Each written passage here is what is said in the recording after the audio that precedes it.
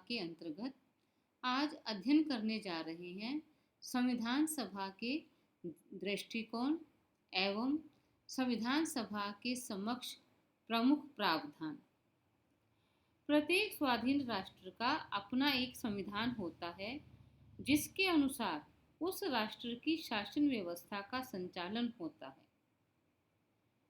संविधान निर्माण के लिए गठित प्रतिनिधि सभा को संविधान सभा की संज्ञा दी जाती है और यह संविधान सभा देश के लिए संविधान का निर्माण करती है।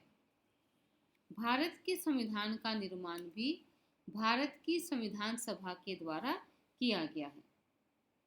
जैसा कि विदित है कि प्रत्येक देश के संविधान को संविधान सभा के जो सदस्य हैं, व्यक्ति हैं, उनके दृष्टिकोण के संदर्भ में ही भली भांति समझा जा सकता है और भारतीय संविधान के संबंध में यह बात नितांत सत्य है। तो आज हम चर्चा करने जा रहे हैं कि भारतीय संविधान सभा के समक्ष कौन कौन से प्रमुख मुद्दे एवं दृष्टिकोण आए जिनके बारे में संविधान सभा में व्यापक चर्चा हुई। तो सबसे पहला बिंदु जिस पर हम चर्चा कर रहे हैं वो है प्रस्तावना। जैसा कि हम जानते हैं कि भारतीय संविधान के प्रारंभ में प्रस्तावना का उल्लिखित है। संविधान की प्रस्तावना में अभिव्यक्त विचारों को संविधान सभा ने अपने प्रथम अधिवेशन में ही उद्देश्य प्रस्ताव पारित करके स्वीकार कर लिया था। हमारे देश के प्रथम प्रधानमंत्री पंडित जवाहरलाल नेहरू के द्वारा जो उद्देश्य प्रस्ताव पारित किया गया था, उस उद्देश्य प्रस्ताव को प्रस्तावना के अंतर्गत स्वीकार कर लिया गया था। इस कारण प्रस्तावना को उद्देशिका भी कहा जाता है। प्रस्तावना संविधान सभा के इस संकल्प की घोषणा है कि वह भारत को संपूर्ण प्रभुत्व संपन्न लोकतांत्रिक गणराज्य बनाएगी।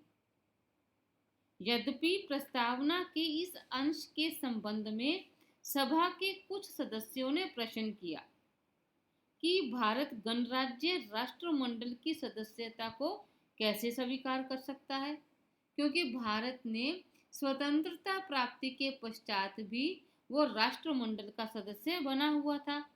तो सभा के परामर्शदाता BN राव ने इस आपत्ति का उत्तर देते हुए कहा कि राष्ट्रमंडल की धारणा में स्पष्टतया विकास होता जा रहा है और वह अब उस स्तर पर पहुंच चुका है जिसमें गणतांत्रिक संविधान वाले राज्यों को स्थान दिया जा सकता है। अर्थात भारत के ऊपर इस बात का दबाव नहीं रहेगा कि भारत एक राष्ट्रमंडल का सदस्य है, बल्कि जो प्रस्तावना है वो यह इंगित करती है कि भारत एक प्रभुत्व संपन्न लोकतांत्रिक गणराज्य है। इसी तरह जो दूसरा महत्वपूर्ण विचार आया है वो है मौलिक अधिकारों के संदर्भ में।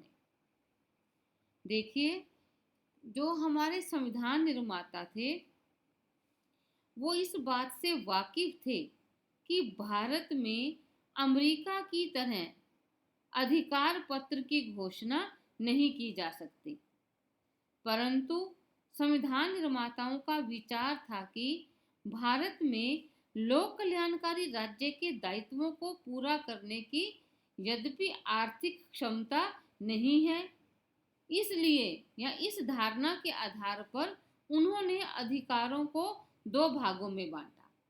एक तो थे वाद योग्य अधिकार और दूसरे थे अवाद योग्य अधिकार। इस प्रकार का विभाजन संवैधानिक परामर्शदाता BN राव के सुझाव के आधार पर किया गया था, लेकिन संविधान सभा के अनेक सदस्य इस प्रकार के विभाजन से सहमत नहीं थे। उनका कहना था कि वाद योग्य और अवाद योग्य अधिकारों में विभाजन रेखा खींचना कठिन है और साथ ही रोजगार के अधिकार जैसे जो महत्वपूर्ण मौलिक अधिकार हैं उनको मौलिक अधिकारों में स्थान दिया जाना चाहिए, जिससे राजनीतिक, सामाजिक और आर्थिक न्याय की वास्तविक रूप में प्राप्ति की जा सके। लेकिन हमारे जो संविधान निर्माता थे वो जानते थे कि जो रोजगार का अधिकार है उसको मौलिक अधिकारों में स्थान नहीं दिया जा सकता, क्योंकि भारत अभी स्वतंत्र हुआ है और भारत की स्थिति ऐसी नहीं है कि वो अपने समस्त नागरिकों को रोजगार का अधिकार प्रदान कर सके। इसलिए हमारे देश के जो संविधान सभा थी, जो हमारे संविधान निर्मात्री सभा के सदस्य थे, उन्होंने बहुत सोच विचार करके मौलिक अधिकारों के अंतर्गत उन अधिकारों को सम्मिलित किया जिसके माध्यम से भारतीय नागरिकों के राजनीतिक, सामाजिक और आर्थिक उन्हें न्याय मिल सके और उनके व्यक्तित्व का विकास हो सके। इसी तरह नीति निदेशक तत्वों पर आते हैं।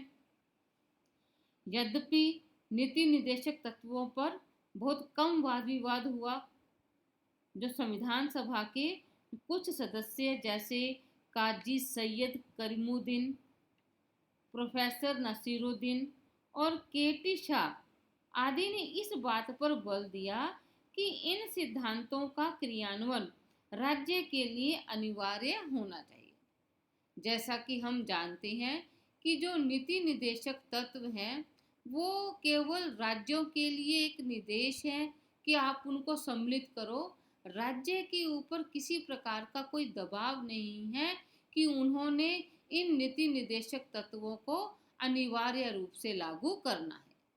लेकिन जब यह प्रश्न हमारी संविधान सभा के सम्मुख आया तो कुछ सदस्यों ने इस बात पर बल दिया कि इन सिद्धांतों का क्रियान्वयन राज्य के लिए अनिवार्य होना चाहिए, और कुछ ने तो यहाँ तक कहा कि निदेशक शब्द के स्थान पर मौलिक शब्द का प्रयोग किया जाना चाहिए।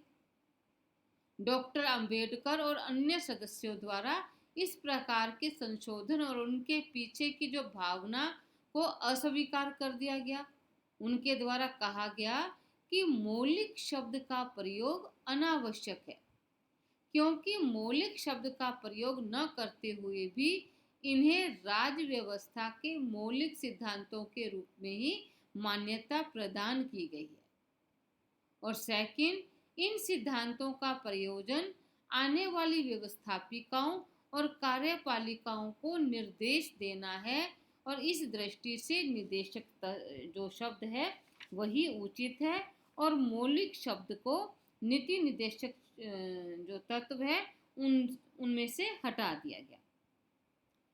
इन तत्वों का जो उद्देश्य है वो आर्थिक और सामाजिक न्याय की प्राप्ति है, और आर्थिक और सामाजिक न्याय की प्राप्ति के लिए इन नीति निदेशक तत्वों को यद्यपि भारतीय संविधान में स्थान दिया गया है, लेकिन हमारे राज्यों के लिए यह आवश्यक नहीं है कि वो उन्हें लागू करें। जब उन्हें उचित लगेगा कि अब राज्य इन नीति निदेशक तत्वों को लागू कर सकता है, वो तभी इन तत्वों को या इन नीति निदेशक सिद्धांतों को राज्य में लागू करेंगे।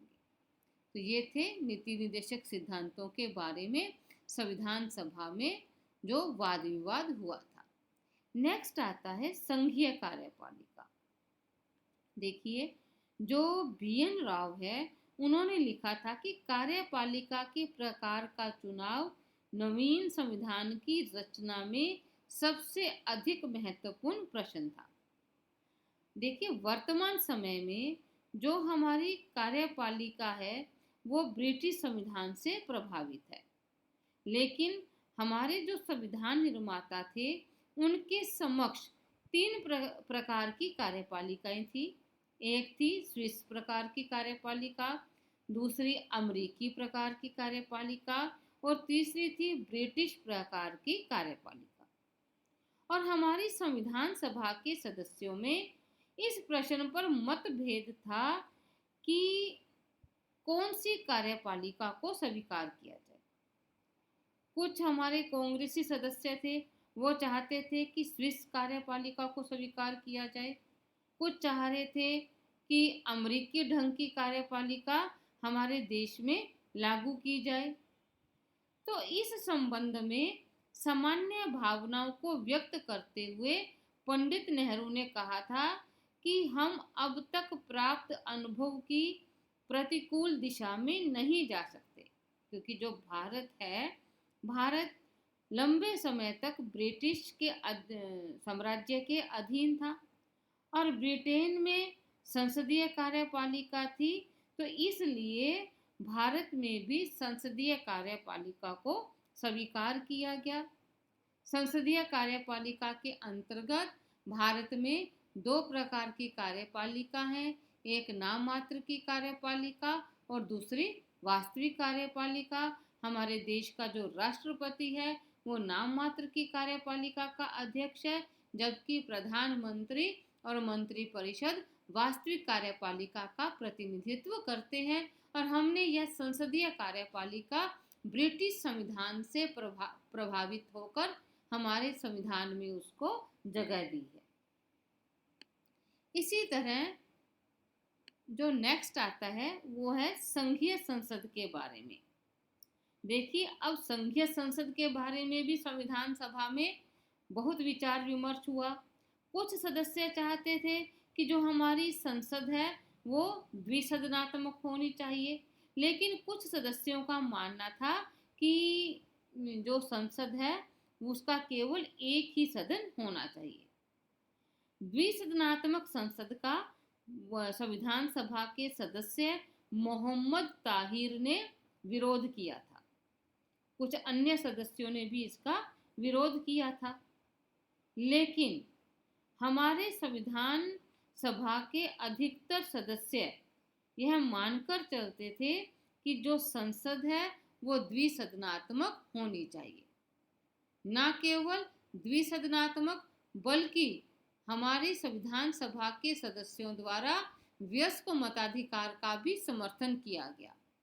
डॉक्टर राजेंद्र प्रसाद और डॉक्टर कुंजरू जैसे व्यक्तियों ने कहा था कि सिद्धांत रूप में वयस्क मताधिकार श्रेष्ठ होते हुए भी भारत की विशेष परिस्थितियों के कारण हमें इस दिशा में धीरे धीरे कदम बढ़ाना चाहिए। लेकिन भारत में संविधान सभा के सदस्यों के द्वारा वयस्क मताधिकार को स्वीकार किया।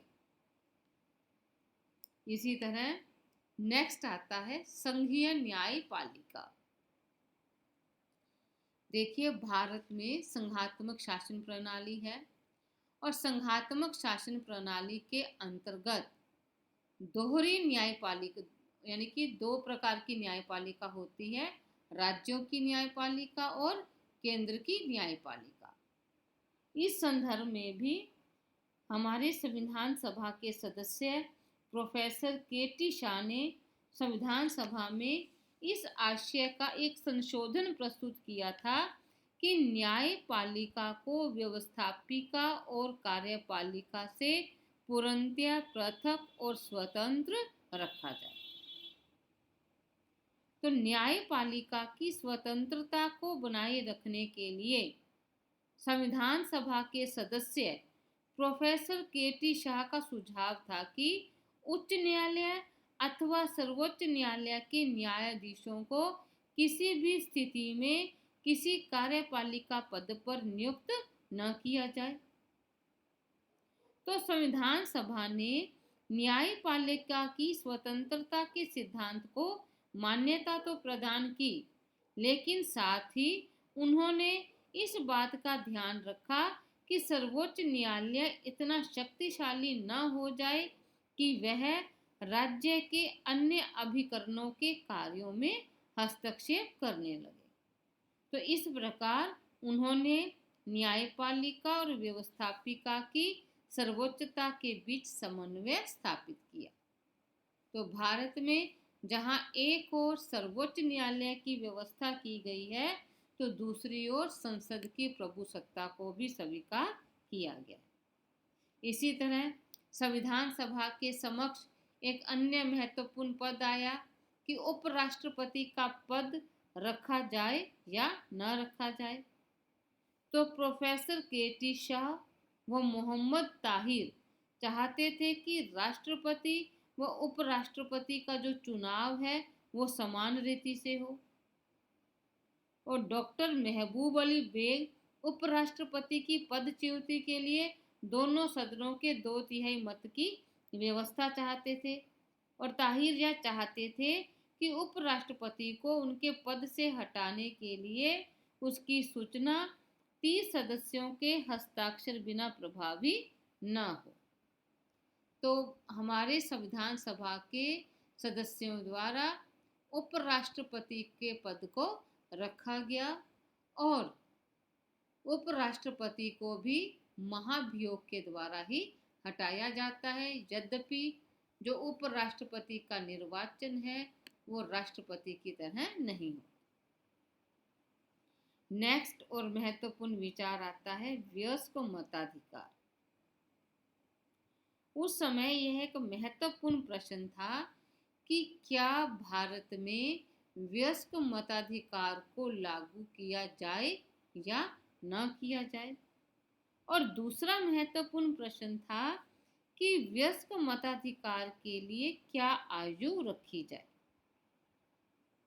राजेंद्र प्रसाद और जवाहरलाल नेहरू ने कहा कि वयस्क मताधिकार कांग्रेस द्वारा दिया गया एक वचन है जिसे नहीं तोड़ा जा सकता, इसलिए उसको जल्दी से जल्दी लागू किया जाना अनिवार्य है।